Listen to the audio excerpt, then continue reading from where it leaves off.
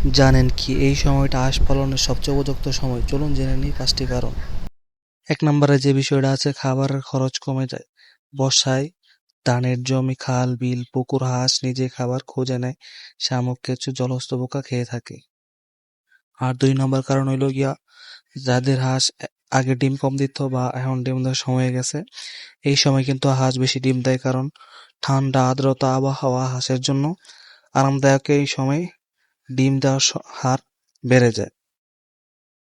পানিতে হাঁস বেশি স্বাচ্ছন্দ্য বোধ করে, বর্ষাকালে রোগ কম হয়, হাঁস সুস্থ থাকে। আর 4 নাম্বার যে বিষয়টা, কম খরচে বেশি লাভ। যেমন শেড ছাড়াও খোলা জায়গায় পালন করা সম্ভব। প্রথমবার শুরু করতে চাইলে এখনই উপযুক্ত সময়।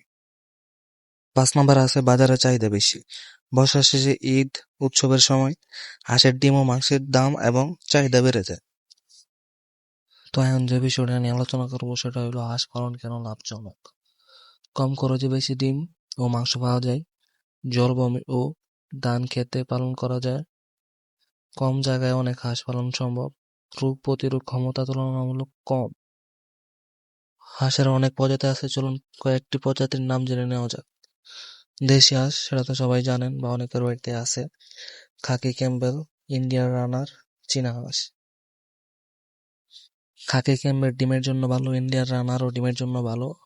তো আপনারা যেটাই নিতে চান দুটোই ভালো হবে। দেশি হাঁসও ডিম ভালোই পারে, খারাপ না। তো এখন চলে যায় ডিম উপাদান।